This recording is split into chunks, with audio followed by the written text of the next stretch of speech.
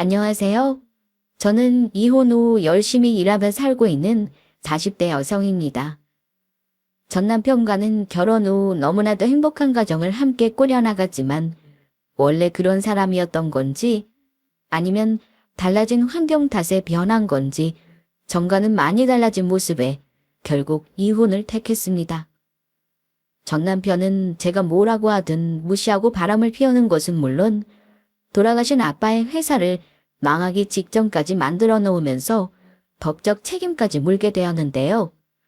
그렇게 되기까지 너무나도 힘든 시간을 보냈기에 이렇게 사연을 보내게 되었습니다. 그럼 지금부터 어떤 일들이 있었는지 그 이야기를 시작해 보겠습니다. 저는 사학과를 나와 대학원까지 가서 공부를 더 하게 되었고 학예사로 박물관에 일하고 있었습니다. 바쁘게 지내다 남편을 소개받게 되었는데 남편은 남성복 디자이너이자 의류 회사를 운영 중이라고 했어요. 직접 디자인한 의류를 제작하고 자기만의 브랜드로 만들어서 활동 중이었는데 저도 옷을 좋아하다 보니 서로 대화도 통하고 서로의 직업에 대한 매력도 느낄 수 있었습니다. 남편의 의류 브랜드는 온라인상에서 상당히 잘 알려져 있었고 제법 매출도 잘 나오는 편이었습니다. 저는 무엇보다 남편의 생활력이 정말 대단하다고 느꼈어요. 어릴 적 집안이 너무 가난해서 꼭 성공해야겠다고 마음을 먹으며 살아왔다고 하더라고요. 그러면서 오랜 꿈이었던 디자이너가 되어 회사까지 차리게 되면서 좋아하는 일을 하고 있다는 그 자체가 행복이라고 하니 저 역시도 본받을 점이 많다고 느껴지는 게 당연했습니다. 저희는 30대 초반에 만나서 연애를 시작하고 30 중반이 되어서야 결혼을 했습니다. 남편은 저희 친정에도 정말 잘했는데요. 언니가 형부를 따라 미국으로 가게 되면서 저와 남편이 부모님을 더 자주 찾아뵈었어요. 그러다 보니 혹시나 적적해 하실까봐 일부러 시간을 내서 친정에 가자고 할 때가 많았습니다. 장인어른, 오랜만에 바둑 어떠세요? 바둑, 좋지. 자네 바둑 둘 줄 알았나? 엄마, 서준 씨가 그동안 기원 다니면서 바둑 엄청 열심히 배웠어. 정말? 뭐 일하느라 바쁠 텐데 언제 기원까지 다닌 거야? 아직 저보예요. 아버님한테 많이 배워야 합니다. 그럼 어디 수준 좀 볼까? 아빠는 언니와 제가 결혼하여 사위가 둘이나 생겼지만 형부가 미국으로 가게 되어 남편을 정말 많이 의지하셨어요. 아들처럼 생각하시고 회사 운영하는데 어려움이 있다고 하면 도움도 주시고 하셨습니다. 무엇보다 남편은 아빠의 취미를 함께 하려고 했기 때문에 아빠가 저희가 오는 날만 기다리실 정도였습니다. 김서방 참 착해. 그치? 친구들도 나보고 남편 복 있다고 그러더라? 네 친구들도 같이 만난 적이 있어? 많지. 친구들하고 밥 먹거나 술자리 있는 날이면 남편이 와서 계산하고 가기도 하고 친구들 한 명씩 차 태워다 주기도 하고. 암튼 매너가 좋아서 그런지 내 친구들이 다 좋아한다니까? 그래, 엄마가 봐도 진짜 김서방만한 사람도 드물어. 어떤 사이가 결혼하고 처가 이렇게 자주 오겠어. 그러니까 너도 시댁에 잘해. 시부모님한테 전화도 자주 드리고. 안 그래도 그러고 있어. 남편이 의류 사업을 하다 보니 정말 바빴는데요. 저처럼 일반 직장인이라면 출퇴근 시간이 정해져 있겠지만 야근도 많았고 주말에 나가서 일하는 날도 많았습니다. 여보 직원들 총 12명 맞지? 맞아. 그런데 이걸 너 언제 준비한 거야? 좀 일찍 일어나서 했지. 장은 어제 보고. 고마워. 그럼 다녀올게. 주말에 일이 있어서 회사에 나가는 경우에는 제가 따로 도시락을 싸줄 때가 있었습니다. 매번은 해주지 못했지만요. 남편 회사는 규모가 그렇게 크지는 않아서 직원 수도 적었으나 매년 성장하고 있었기에 앞으로가 더 기대될 정도였습니다.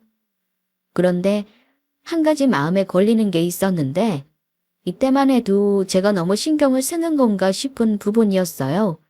바로 남편의 회사에서 근무하는 여직원이었습니다.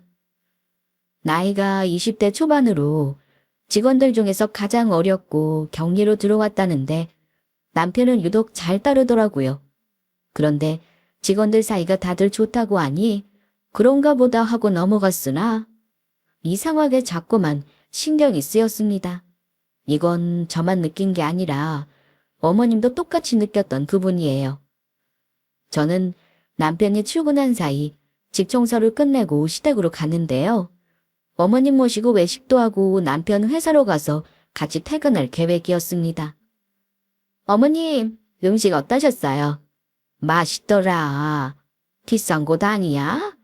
아니에요. 그리고 언제든지 말씀만 하세요. 제가 더 맛있고 비싼 것도 사드릴게요. 그런데 우리 아들 회사까지는 얼마나 남은 거야? 지금 내비려는 10분 뒤 도착으로 떠요. 얼마 안 남았어요. 저는 어머님을 모시고 남편 회사로 갔습니다. 퇴근 시간도 거의 다 됐고 해서 함께 집에 오면 되겠다 싶더라고요. 주차를 마치고 회사로 들어갔는데 그 많은 직원들은 벌써 퇴근한 건지 여직원과 남편 이렇게만 있었습니다. 여보? 당신이 어쩐 일이야? 엄마도 오셨네요? 둘이 어디 다녀오는 거야? 외식하고 왔어. 그런데 직원들은 다 퇴근한 거야? 좀 전에 나 퇴근했고 나도 이제 나가려던 참이었지. 그런데 남편 옆에 그 문제의 여직원이 꼭 붙어 있었습니다. 제가 싸준 도시락을 먹고 있었는데 굳이 옆으로 나란히 앉아 먹을 필요는 없어 보였거든요. 자리가 없는 것도 아니고 사장과 직원임에도 두 사람은 상당히 친한 사이로 보였습니다. 그러니 제가 자꾸만 신경이 쓰인다는 거였어요. 그날 집으로 돌아가는 길에 어머니도 그 여직원에 대해서 한마디 하셨고 집에 와서도 제가 행동을 조심하라고 했더니 남편은 대수롭지 않게 여기는 게 괜히 기분이 좋지 않았습니다. 그냥 알겠다고 하면 되는 일을 아무것도 아닌데 문제를 삼는다는 식으로 받아들이더라고요. 내가 이상한 거야? 누가 봐도 연인 그런 사이로 안 봐. 어떻게 그런 의심을 할 수 있어? 그래, 내가 오해했다 쳐. 그럼 앞으로는 그런 오해 생기지 않게 하겠다. 이러면 되는 거 아니야. 뭐 이렇게 짜증을 내면서 뭐래? 네가 그렇게 보고 있잖아. 암튼 그런 사이 아니니까 더는 그런 말 하지 마. 불쾌해. 저는 남편과 싸우고 싶지 않아서 더는 말하지 않았습니다. 하지만 남편은 집에 있는 동안에도 회사 일로 통화를 많이 하곤 했는데 그 여직원과 통화하는 날이 많았습니다. 옆에서 들어보면 일 얘기는 맞았지만 사적인 통화도 많이 하더라고요. 그렇지만 매번 얘기를 하면은 또 싸우게 될 것 같아 저도 더는 신경을 쓰지 않았습니다. 그러던 어느 날 엄마에게 전화가 왔습니다. 다영아, 엄마야. 엄마. 오늘 퇴근하고 집에 좀 올 수 있어? 왜? 무슨 일 있어? 아빠가 암이래. 뭐? 갑자기 그게 무슨 말이야? 엄마도 지금 뭐가 뭔지 모르겠어. 일단 와. 김서방 바쁘면 너 혼자 오고. 저는 남편이 한참 바쁠 때라서 자세한 얘기는 하지 않고 친정에 들렀다 간다고 말하고는 퇴근 후 친정으로 갔습니다. 도착하자마자 엄마, 아빠는? 아빠 이제 퇴근하고 오고 계시대. 아니 아프다며 출근하신 거야. 네 아빠 고집을 누가 말려. 그런데 암이라니 확실한 거야? 엄마도 그게 이상해. 그동안 아프지도 않고 체중이 빠진 것도 아니고 숨이 좀 차다고 해서 검사 받았는데 폐암이라고 하더래. 어머나, 어떻게 그럴 수 있어? 암이면 무슨 증상이라도 있었어야 하는 거 아니야? 폐암이라는 게 그렇다고 하더라. 엄마와 한참 얘기 중에 아빠가 들어오셨습니다. 다영이 왔구나. 당신 또 쓸데없이 전화했구만. 그럼 이게 숨길 일이에요? 애들도 알아야지. 아빠, 나랑 다른 병원 한번 가보자. 이미 확실한 건데 다른 병원 간다고 해서 암이 아니라고 나오겠어? 그래도 최소 2군데는 가보라고 하잖아. 내 말대로 해요, 그래, 알았다. 술도 줄이고 담배도 끊으라고 그렇게 말했는데 내 말은 듣지도 않고. 암튼 약속했으니까 내가 예약하고 전화할게요. 평소 같으면 아빠 고집을 꺾을 사람은 아무도 없었겠지만 이날은 됐다고 하시면서도 제 말대로 가보자고 하셨습니다. 아빠도 아마 내색만 하지 않을 뿐이었지 다시 검사를 해보고 싶어 하시는 것 같았습니다. 저는 그렇게 아빠와 약속을 하고는 집으로 돌아왔는데 남편이 늦게까지 집에 들어오지 않았습니다. 전화해도 받지 않아서 일이 늦나 보다 하고 기다렸어요. 그러다 밤 11시가 훌쩍 넘어서 남편에게 전화가 왔습니다. 다영아, 미안해. 전화 많이 했네. 나 이제 일 마무리하고 들어가? 일 많았구나. 그런데 처가에 무슨 일 있었어? 아빠가 폐암이래. 뭐? 장애노른이? 우진 아니야? 그렇게 정정하신다 암이라니. 일단 나 운전해야 되니까 집에 가서 얘기하자. 그렇게 전화를 끊고 얼마 뒤 남편이 집에 왔습니다. 그런데 전화통화를 하면서 들어왔어요. 아니, 그 병원 돌팔이 아니에요? 암튼 제가 내일 아침 일찍 병원에 전화해서 알아볼 테니까 아버님 걱정 마시고 푹 주무세요. 저기요, 아빠랑 통화한 거야? 자자마자 답답해서 바로 전화드렸지. 야, 그런데 말이 되는 거야? 어떻게 증상도 없는데 암이라는 거야? 내가 직접 의사한테 들어야지. 이건 못 믿겠어. 안 그래도 나도 내일 대학병원에 전화해보려고 했는데 자긴 안 해도 돼. 내일 내가 알아볼게. 그리고 아버님 모시고 병원 가는 것도 내가 할 테니까 너무 걱정하지 마. 남편은 정말 아들 그 이상으로 저희 부모님께 잘했습니다. 특히 이번에 아빠가 암이라고 해서 엄마도 쓰러지기 직전이고 미국에 있는 언니도 당장 들어온다고 난리였는데 남편이 이렇게 알아서 병원도 알아본다고 하고 직접 모시고 간다고 하니 든든하더라고요. 다음날 저와 남편은 병원에 전화하며 알아봤는데 가장 빨리 검사를 받을 수 있는 곳이 일주일 뒤였습니다. 마음은 급했지만 그래도 몇 달이나 기다려야 하는 상황은 아니라 다행이다 싶었어요. 저는 출근 후에도 아빠가 계속 신경을 쓰였고 이건 남편도 마찬가지였습니다. 특히 남편은 저보다 할 일이 많은 사람이라 피곤했을 텐데도 매일 아빠한테 전화해서 몸은 어떤지 확인했어요. 그렇게 일주일이 지났고 저와 남편은 아빠를 모시고 대학병원에 갔습니다. 이미 검사받은 결과지를 들고 접수했는데 입원해서 조직검사를 한다고 하더군요. 아빠는 어차피 결과는 같을 거라며 그냥 가자고 하셨으나 남편이 계속해서 꼭 받으셔야 한다고 하면서 아빠는 그렇게 입원을 했고 조직검사를 했습니다. 그리고 결과가 나오는 날 남편은 회사를 쉬고는 아빠와 함께 결과를 들으러 병원에 갔습니다. 저도 연차를 쓰고 함께 갔어요. 결과는 전과 동일했습니다. 폐암이 맞다고 했죠. 그나마 다행인 건 3기였으나 수술은 가능하다는 점이었습니다. 물론 아빠가 나이도 있으셔서 스스로 관리를 어떻게 하느냐가 중요했고 재발 가능성도 높다고 하셨어요. 하지만 반대로 스스로 재발 없이 잘 지낼 수도 있다고 하셨고요. 어느 쪽이든 장담은 못한다고 하시더군요. 아무것도 할 수 없는 상태도 아니고 수술이라도 해볼 수 있으니 저희는 수술 날짜부터 잡았습니다. 그런데 아빠는 계속 회사 걱정만 하셨어요.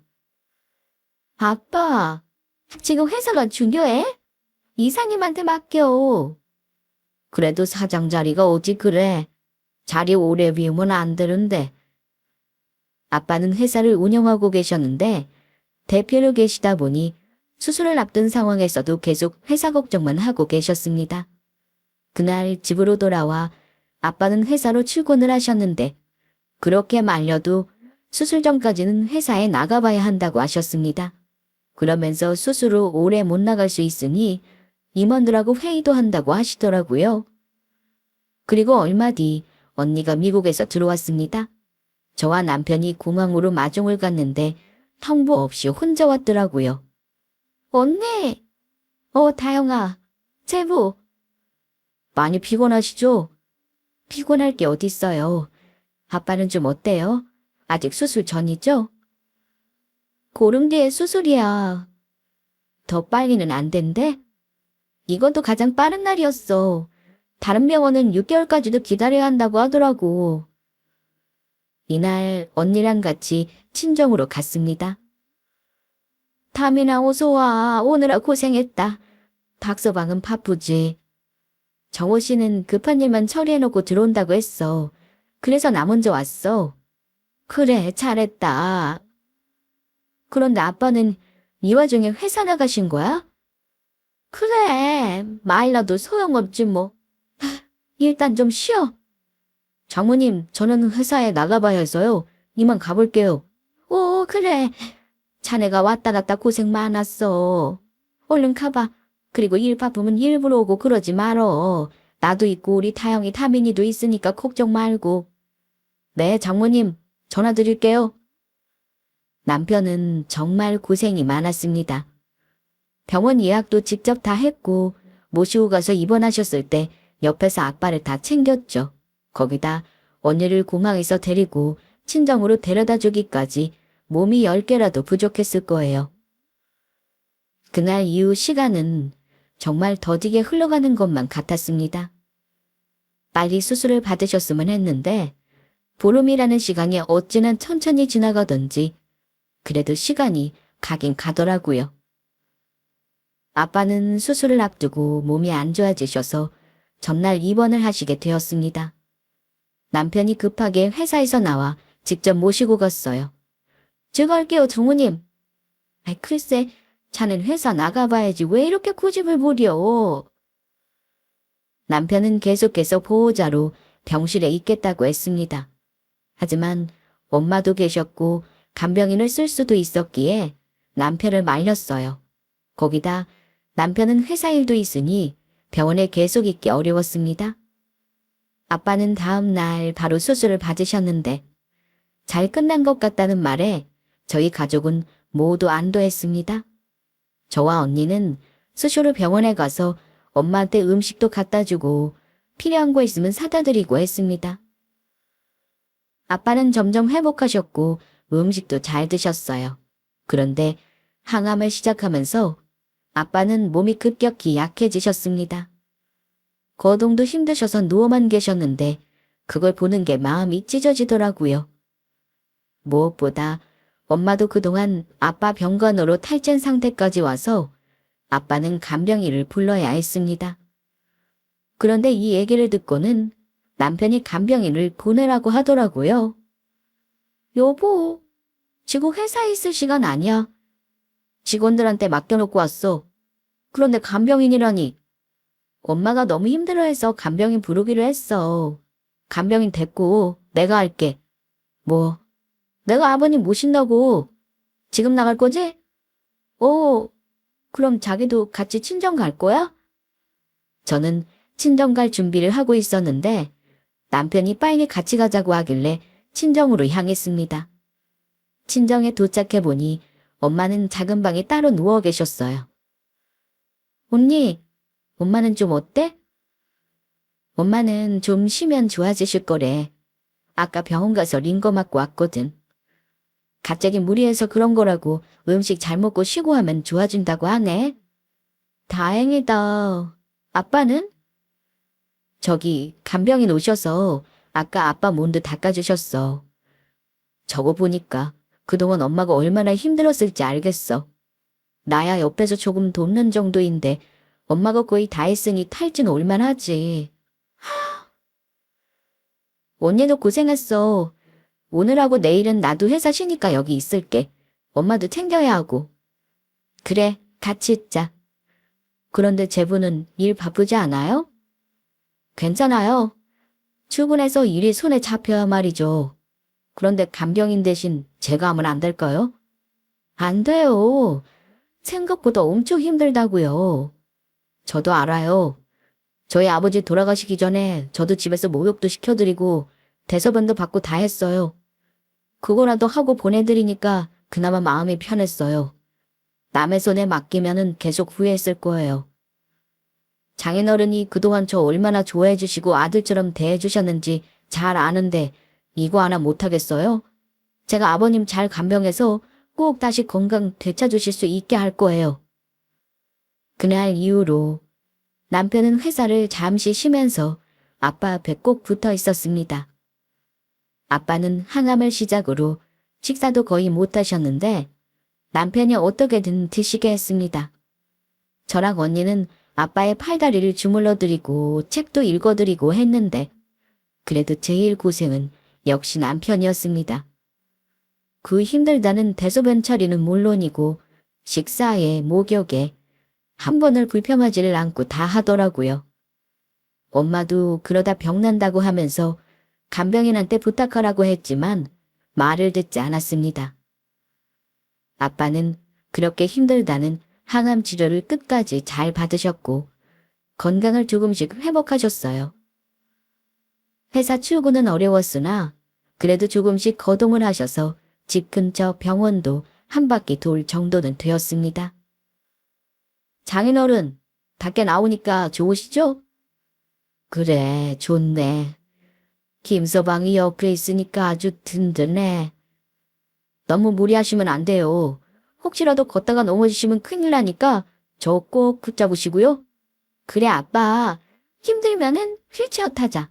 응? 아직 괜찮아. 자꾸 걸어야 다리에 힘도 생기지. 아빠는 다시 예전처럼 생활하시기를 누구보다 간절히 바라셨습니다. 그래서 하루에 2번 이상은 밖에 나오셔서 바람도 쐬고 계속 걸으셨어요. 스스로 항암을 끝내고 1년 동안 아빠는 정말 많이 좋아지셨습니다. 회사에도 나가셔서 업무를 보실 정도가 되었는데 물론 지금이라도 힘들면 바로 집으로 오시긴 하셨지만요. 이렇게 되기까지 남편의 덕이 정말 컸어요. 물론 저와 언니 그리고 엄마가 옆에서 아빠를 많이 챙겼으나 힘써야 하는 일에는 거의 다 남편이 했습니다. 그래서 엄마는 항상 남편에게 고마운 마음을 가지고 계셨어요. 제부 정말 대단해. 간병인도 힘들어할 일인데 아무 내색도 안 하고 말이야. 넌 몸살 안 났어? 내가 뭐 한 게 있나. 그래도 제부 회사 가면 네가 와서 하나부터 10까지 다 했잖아. 그렇게 따지면 엄마랑 언니 나 그리고 남편까지 고생 안 한 사람이 어딨어? 암튼 아빠가 많이 좋아지셔서 다행이다. 미국에 있던 형구는 중간중간 한국에 들어와 함께 아빠를 돌보긴 했으나 아무래도 회사를 오래 빠질 수는 없었기에 다시 미국으로 돌아가야 했어요. 가족들이 형부의 상황을 모르지 않았기에 충분히 이해했습니다. 그렇게 아빠는 수술 후 2년이 지나서 정말 많이 좋아지셨고 이대로 전처럼 지낼 수 있겠다 싶었습니다. 그런데 얼마 가지 않아 갑자기 몸이 안 좋아지셨어요. 병원에 갔더니 재발이 되었다고 했습니다. 아빠 건강을 되돌리기 위해 가족들이 얼마나 노력했는데 물거품이 되어버린 순간이었죠. 아빠도 망연자실한 표정이셨고 이번에는 전이까지 확인되었다고 하는데 왜 재발 후 전보다 더 나빠지는 건지 하늘이 원망스럽기만 했습니다. 말기가 되니 더는 수술도 어렵다 하셨고 아빠 나이도 있으셔서 선뜻 항암을 하는 것도 쉽지 않았습니다. 병원에서는 아빠가 평소에 좋아하시던 곳을 같이 가거나 즐겨 드시던 음식을 같이 먹으면서 함께하는 시간을 많이 가지라고 했는데요. 그래서 저희는 온 가족이 함께 가까운 곳으로 여행을 떠나기로 했습니다. 차를 오래 타면 아빠가 힘들어하셔서 집에서 1시간 거리로 다녀왔어요. 다들 고생 많았어. 그리고 자네, 너무 고맙네. 아닙니다, 아버님. 당연히 해야 할 일인데요. 그런데 제가 좀 알아보니까 공기 좋은 시골에 가서 몸에 좋은 것만 드시면은 좋아지는 경우도 있다던데 어떠세요? 시골 가서 사시는 거요. 난 시골보다 내 집이 좋아. 우리 동네가 더 좋고. 자네가 무슨 말 하는지는 알겠는데 나도 의사 말대로 더는 가망 없다는 거 잘 알고 있네.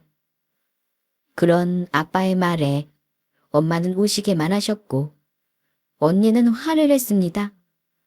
아빠가 평소와 다르게 맘 약한 소리만 하시니 당연히 그럴 수밖에 없었죠. 저도 마찬가지였거든요.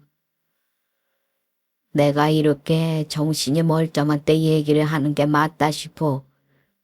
회사 말인데 내가 몸이 이러니 더는 경영이 어려울 거고 자네한테 회사 운영을 맡기고 싶은데 해보겠나? 큰 사이는 한국에 들어오기도 쉽지 않으니. 장인어른, 싫습니다. 저도 일이 있는데 그 회사는 아버님이 직접 운영하셔야죠. 내가 이 몸으로 무슨 회사야. 나 이제 편하게 집에서 쉬고 싶어. 우리 다민이는 큰 사위 따라 다시 미국 가야 하고 다영이는 꿈이 있고 물론 자네도 지금 하는 일이 있지만은 우리 회사 맡아주면 좋겠네. 남편은 아빠의 말에 당황한 듯 보였고 계속 거절했습니다. 하지만 아빠는 끝까지 고민해보라고 생각을 굽히지 않으셨어요.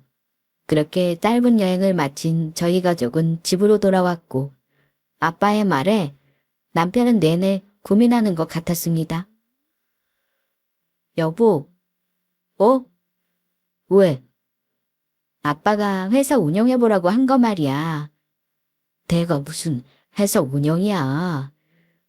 그래도 자기 지금 회사도 운영해봤으니까 어떻게 회사가 돌아가는지는 알잖아.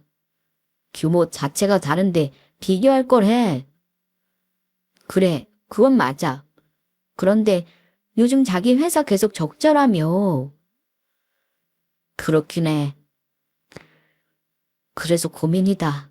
이대로 가다가는 직원들 월급도 못 주게 생겼는데 그 전에 정리하는 게 맞는 건지 억지로라도 끌고 가야 하는 건지. 남편 회사는 그 사이 많이 안 좋아지고 있었습니다. 앞으로 규모가 더 커질 거라 예상했던 것과 달리 새로 치고 올라오는 타사 디자인에 밀려 매출도 줄고 퇴사하는 직원도 있다고 했죠. 그래서 저는 남편에게 아빠 말대로 해보라고 했습니다. 남편도 내심 생각이 있는 것 같았는데 선뜻 그런 큰 자리를 맡는다는 게 어렵게만 느껴졌던 것 같더라고요. 아빠는 그날 이후로 남편에게 자주 전화해서는 회사 얘기를 말씀하셨는데 남편도 더는 거절하지 않고 그렇게 하기로 결정을 했습니다. 남의 손에 맡기는 것보다 아빠는 믿을 만한 사위에게 맡기는 게 더 마음이 편하셨을 거예요. 사실 저나 언니에게 회사 운영을 하게 하고 싶으셨는데 상황이 이렇다 보니 결국 그 자리는 남편에게 돌아갔습니다. 그런 결정을 하고 나서 얼마 되지 않아 아빠는 돌아가셨고 그 사이 남편이 회사 운영에 대해 아빠한테 조금씩 배우고 임원들과도 서로 자주 만나면서 대표직에 문제없이 앉게 되었습니다. 시댁에서는 이번 일로 정말 좋아하셨어요. 어머님은 본인 아들이 큰 회사 사장이 되었다며 동네 친한 사람들 불러서 식사도 대접하고 아들 자랑도 실컷 하셨다고 하더라고요. 결혼 전 남편이 저에게 한 말이 생각나 어머님이 왜 이토록 좋아하셨나 이해는 되었습니다. 가난했던 어린 시절이 너무나도 싫고 힘들었다던 그 말이요. 그래서인지 남편은 지금 그 누구보다 행복해했고 어머님도 무슨 일이 생겼다면 무조건 며느리 덕이라고 하시니 모든 게 잘 흘러가고 있다고 생각했습니다. 남편은 아빠의 회사를 운영하게 되면서 처음에는 많은 어려움을 느꼈습니다. 퇴근 시간이 한참 지나서도 회사에 남아 일을 배우려고 했고, 임원들과 회의도 정말 많이 한다고 하더라고요. 여보, 다영아, 이 시간에 어쩐 일이야? 늦게까지 일하는데 나보고 잠이나 자라고? 아이, 곧 들어가려고 했어. 일 많이 힘들어? 당연하지. 그래도 이제 감이 오네. 이사님들이 많이 도와주셔서 다행이야. 오랜만에 맥주 한잔하고 들어갈까? 오, 좋지. 얼른 가자. 저는 가끔씩 남편이 늦게 들어올 때면 회사로 가서 남편과 함께 집에 오곤 했습니다. 제가 연락도 없이 갑자기 찾아가면 그렇게 반겨주더라고요. 하지만 남편의 그런 모습은 생각보다 빠르게 변해갔습니다. 아빠 회사를 물려받기 전까진 너무나도 착한 사위의 남편이었는데 사장 자리에 앉은 지 1년도 채 되지 않아 전혀 다른 사람이 되어가고 있었습니다. 남편은 회사 대표가 되고 난 뒤 직원들과 친해져야 한다며 회식을 정말 자주 했습니다. 처음에는 직원들도 좋아했으나 너무 잦은 회식에 불참하는 직원들이 늘어났죠. 거기다 다른 회사 사장들과 어울리려면 골프는 필수라면서 거의 매일 골프 연습을 하러 다녔습니다. 오늘도 연습하고 오는 거야. 빨리 배워야 필드도 나가지. 아빠 살아계실 때 아빠가 그렇게 골프 배워서 같이 치러 가자고 할 때는 듣지도 않더니 그때는 골프가 이렇게 재미있는지 누가 알았냐. 바둑이나 재미있었지. 암튼 나 연습해야 되니까 끊어. 나 기다리지 말고 먼저 자. 그날 이후로 남편은 새벽 일찍 골프를 치러 간다며 나가는 날도 많았습니다. 비싼 골프채도 사들이기 시작했죠. 뿐만 아니라 회사에 안 좋은 소문도 돌기 시작했어요. 남편이 여직원과 너무 가까이 지낸다면서 직원들이 안 좋게 본다고 하더군요. 엄마가 회사 이사님들과 자주 연락하며 지내셨는데 이런 얘기들을 전해 들으시고는 저에게 말씀해 주셨어요. 그냥 친하게 지내려고 그런 거 아닐까? 자기가 사장이 됐으니까 전 직원들 얼굴이나 이름은 알아야 한다면서 같이 어울리려고 하더라고. 그런데 그 정도 수준이 아닌 것 같아. 오죽하면 내 귀에 들려왔겠어? 그 여직원이 사장실도 자주 드나든다고 하고 점심때 단둘이 나가서 밥 먹고 오는 날도 많대. 단둘이? 도대체 누구야? 저는 그 여직원이 누군지 너무 궁금했습니다. 어떤 직원이길래 남편과 그렇게 자주 어울리나 싶었죠. 그래서 하루는 연차를 쓰고 회사로 가봤습니다. 그리고 인사부로 가서 직원에게 물어봤습니다. 그런데 제가 들은 그 여직원이 글쎄 남편이 데려온 직원이라고 했습니다. 남편이 데려올 만한 직원이 누굴까 싶어 봤더니 글쎄 전 직장에서 같이 일하던 그 여직원이었어요.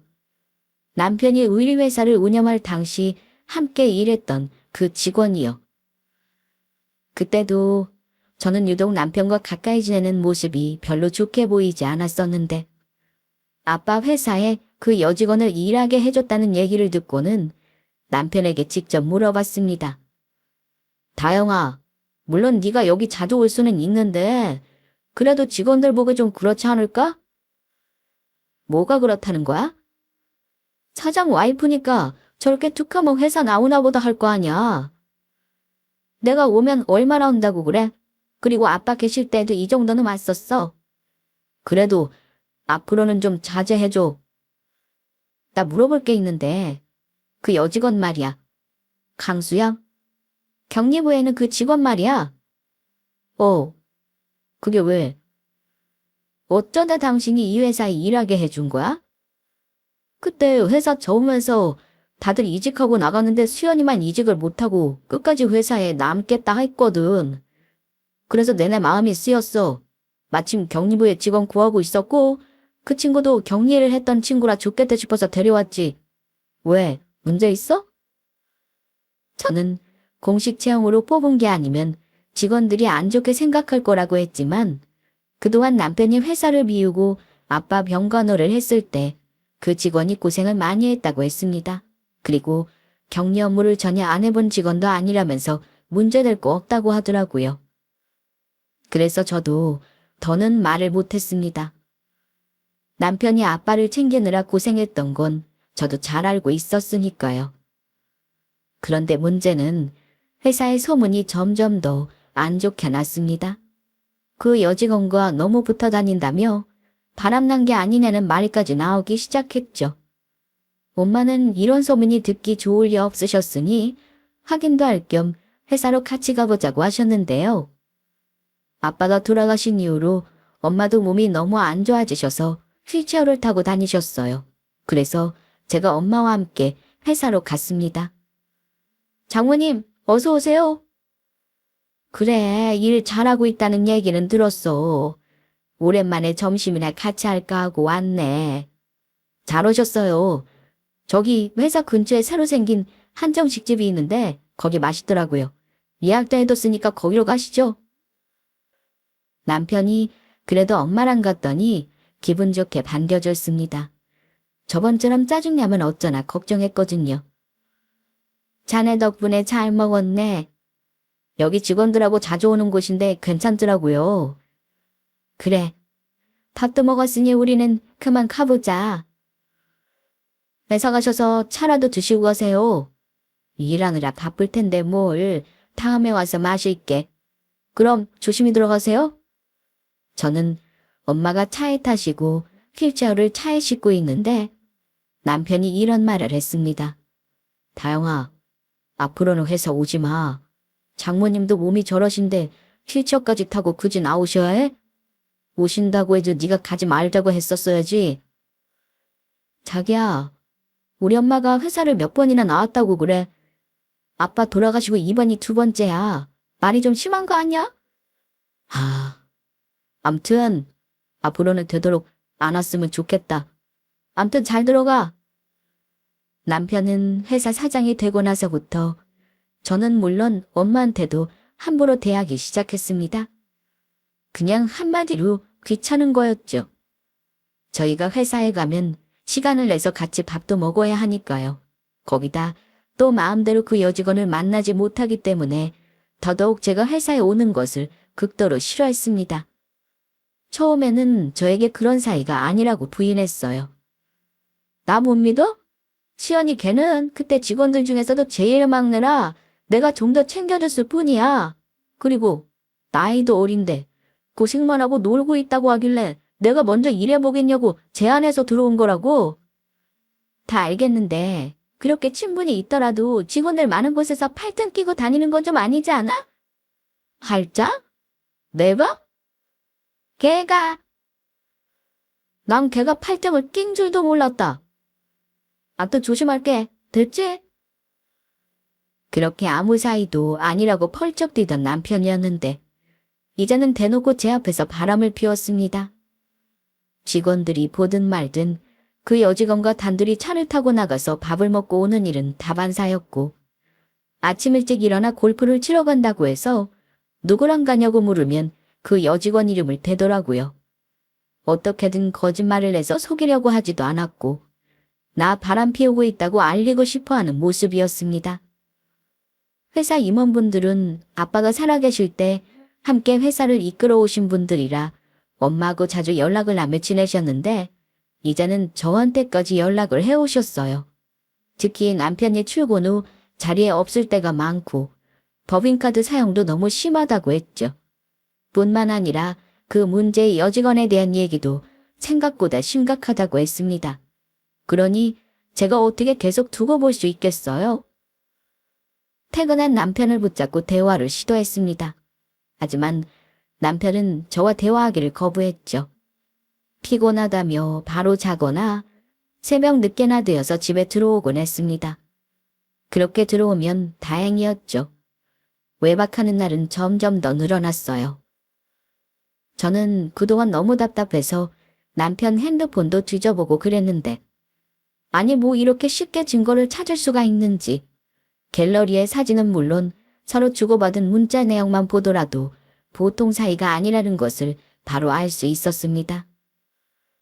좀 의아했던 건 핸드폰을 잠그지도 않았고 오히려 볼 테면 봐라 이런 느낌이었어요.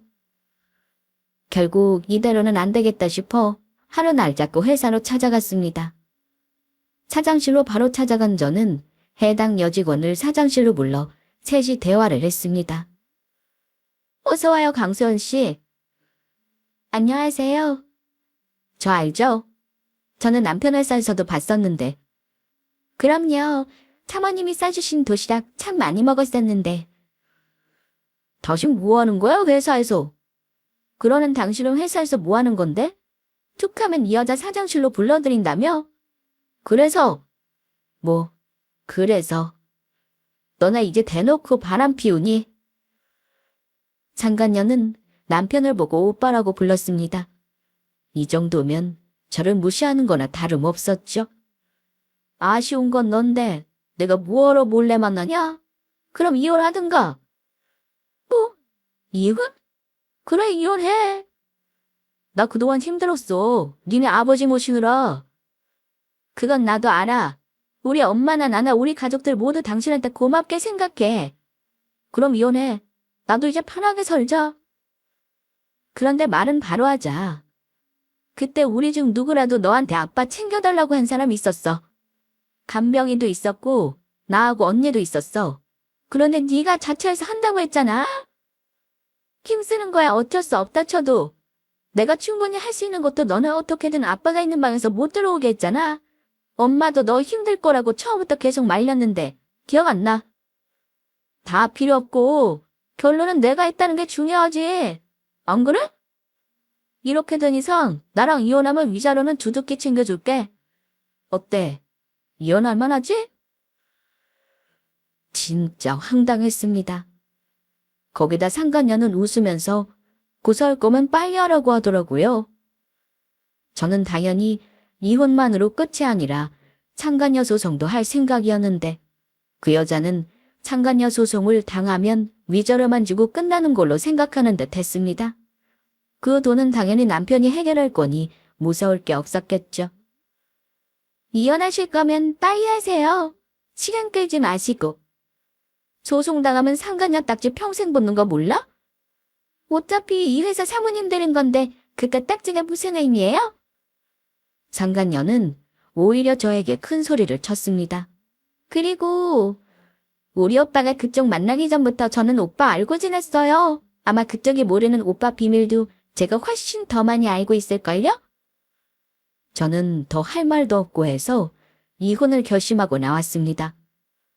사장실에서 나온 저는 전무님과 법무팀장님을 만나 잠시 얘기를 하고는 집으로 돌아왔습니다. 남편은 그날 이후로 일주일 만에 집에 들어왔는데 골프채를 가지러 왔다고 하더라고요. 저희는 이혼이 진행 중인 상태였고 남편은 그 상간녀와 아무렇지 않게 만나고 다녔습니다. 그렇게 착하고 부모님께 잘했던 사람이 이렇게까지 변한 이유는 뭐였는지 궁금했어요. 큰 회사를 손에 쥐고 나니 변한 건지 아니면 원래 이런 사람이었던 건지 말이죠. 그리고 이런 생각은 정말 하고 싶지 않았지만 처음부터 아빠 회사를 생각하고 그런 노력을 했던 건 아닐까 하는 나쁜 생각까지 들 정도였습니다. 저는 남편과 이혼 후 약속한 위자료도 받았고 집도 가지라고 하길래 그렇게 남편과 갈랐었습니다. 남편은 그 상간녀와 함께 살고 있는 집이 있는 것 같았어요. 그 집은 대체 무슨 돈으로 마련한 건지는 모르겠지만 생각보다 회사 돈을 엄청나게 사용하고 있었죠. 상간녀 소송도 빠르게 진행했습니다.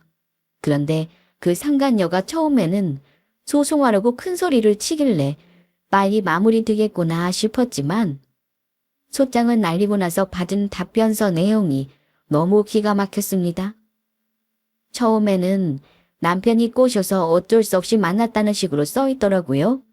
그러면서 본인은 불륜한 사실이 전혀 없으며 자기가 아니었어도 이 가정은 원래 파탄난 가정이라고 주장했습니다. 하지만 저는 증거가 너무나도 명확했습니다. 무엇보다 남편과 그 여자는 이번에 불륜을 저지른 게 아니라 그 전부터였습니다.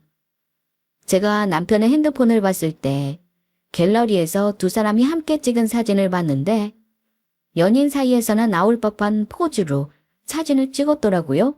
그리고 그 사진을 찍은 날짜를 확인해 보니 아빠가 돌아가시기 전 둘이 회사에서 근무할 당시 찍은 사진이었습니다. 그러니 이 재판은 빨리 끝나지는 않더라도 이길 수밖에 없는 재판이었어요. 핸드폰 증거는 물론 그 여자와 둘이 해외로 골프 치러 갔던 비행기표와 숙박 결제 영수증까지 다 가지고 있었거든요. 바보처럼 법인카드를 사용했던 겁니다. 상간녀 소송은 이혼할 때보다 시간이 좀 더 오래 걸렸습니다. 하지만 제 예상대로 상간녀는 거짓말의 위자료만 높아졌고 결국 판결문까지 별 문제 없이 나오게 되었습니다. 그런데 두 사람은 정말 제정신이 아니었어요. 사장 자리에 있다고 해서 회사 돈을 마음대로 쓸 수 있는 게 아니라는 걸 누구보다 잘 아는 사람인데 그간 너무 많은 돈을 썼습니다. 그뿐만 아니라 회사 일을 뒤로 한 채 놀러 다니기 바빴던 남편은 회사에 큰 손실도 끼치게 했죠. 저는 그동안 아빠 회사의 법무팀장님과 전부터 문제로 거론되었던 남편의 횡령 사실에 대해 조사를 하고 있었는데요. 이혼을 준비하면서 더 자세하게 알게 되었습니다. 회사에서는 이미 법적 책임을 물을 거라고 했고 남편은 이 사실을 전혀 모르고 있었죠. 그런데 문제는 남편만이 아니었습니다. 이 여직원의 횡령까지 터지게 된 겁니다. 이런 문제로 회사에서 논의 중일 때 남편과 그 상간녀는 해외여행 중이었습니다. 상간녀는 연차를 쓰고 남편은 말도 없이 회사를 안 나왔죠. 확인해 보니 두 사람은 해외에 있었어요. 얼마 뒤 한국에 돌아와서 본인이 법적으로 책임을 물어야 하는 상황이라는 걸 알게 되자 그럼에도 남편은 큰 문제로 생각하지 않았습니다. 하지만 회사는 매출이 줄고 오히려 손실이 나면서 투자했던 회사에서 투자금을 빼고 계약을 취소한다고 하자 일이 커졌다는 사실을 인지하고는 그때부터 변호사를 통해 대응하기 시작했습니다. 그러나 회사 법무팀에서는 준비가 다 끝난 상황이었고 남편은 대표 자리에서 내려와야 하는 상황이었습니다. 그럼 저 그만두겠습니다. 제가 그만두면 되는 거죠? 그건 당연한 거고요. 법적 책임 끝까지 지셔야 합니다. 아니 그만두면 되는 거지 그게 무슨 말이에요? 남편은 그동안 개인보험은 물론 시댁에 돈을 해준 것과 주식 투자, 그 외에 업무와 상관없는 불필요한 지출이 어마어마했습니다.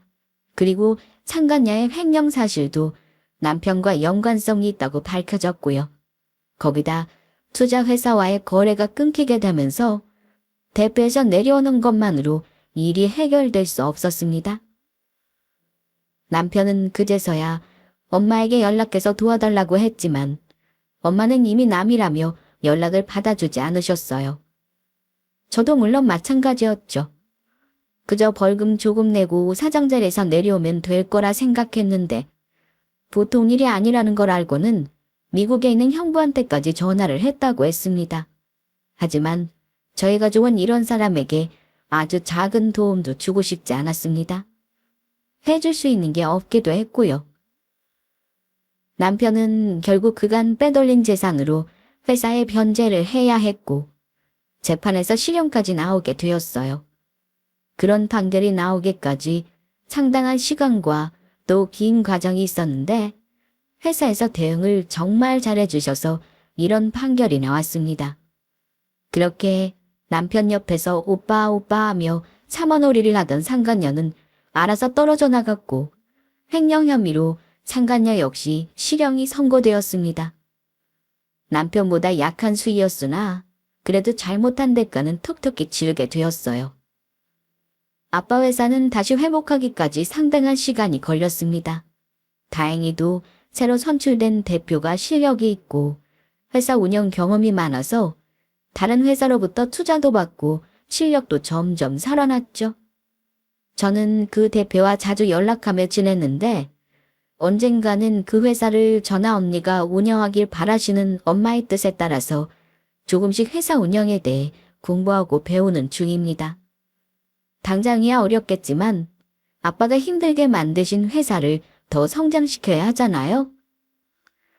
처음에는 전 남편이 분수에도 맞지 않는 자리에 앉게 되면서 변한 거라 생각했는데 상간녀 훨씬 이전부터 저 몰래 바람을 피우고 있었다는 사실 하나만으로 원래 그런 사람이라는 생각이 들었습니다. 아빠는 전 남편이 했던 말이나 행동들이 모두 진심으로 하시고 떠나셨을 텐데 그게 참 마음이 아프더라고요. 아무튼 저는 전 남편과 이혼 후 엄마를 모시고 씩씩하게 잘 살아가고 있습니다. 여러 번의 재판으로 매우 혼란스럽고 힘들었지만 지금은 정말 감사한 마음으로 하루를 보내고 있네요. 언젠가 아빠를 만나게 되는 날 부끄럽지 않게 남은 인생을 잘 살아보려고 합니다. 그럼 저의 사연은 이만 마치도록 하겠습니다. 긴 이야기를 들어주셔서 감사드려요.